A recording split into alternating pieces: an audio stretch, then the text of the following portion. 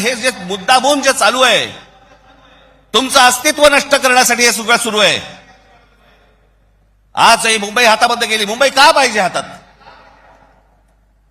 आज केंद्रामध्ये यांची सत्ता, राज्यामध्ये यांची सत्ता, पण उद्या मुंबईमध्ये, ठाण्यामध्ये, कल्याण डोंबिवलीमध्ये, आमच्या एनेबार रिजनमध्ये उद्या ह्यांना जर काही करायचं असेल, महानगरपालिकेची परवानगी लागेल. आणि महानगरपालिका जर आपल्या हातात असतील, हे जमिनी विकून देऊ शकत नाहीत, हे अदानीला जमीन देऊ शकत नाहीत.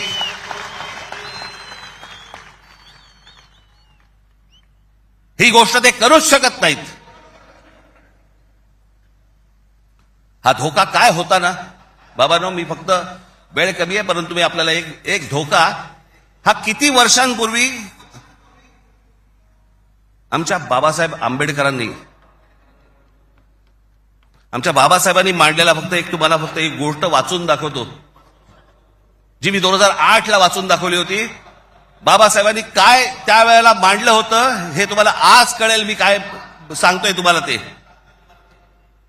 उत्तर प्रदेश आणि बिहार यांच्यासारखी राज्य निर्माण करून हे बघा, हे पुस्तक आहे भाषिक राज्य पुनर्रचना मीमांसा.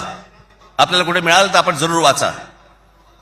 उत्तर प्रदेश आणि बिहार यांच्यासारखी राज्य निर्माण करून राज्य पुनर्निर्माण मंडळाने केवळ तौलनिक विषमता निर्माण केली एवढेच नव्हे, तर उत्तर भारत आणि दक्षिण भारताचे 2 तट निर्माण केले.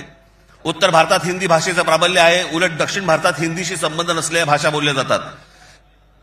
मला खरं तर आपल्याला सांगायचंय की युपीच्या आणि बिहारच्या लोकांनी पहिल्यांदा नीट समजून घ्या, बाबांनो, हिंदी ही तुमची पण भाषा नाही.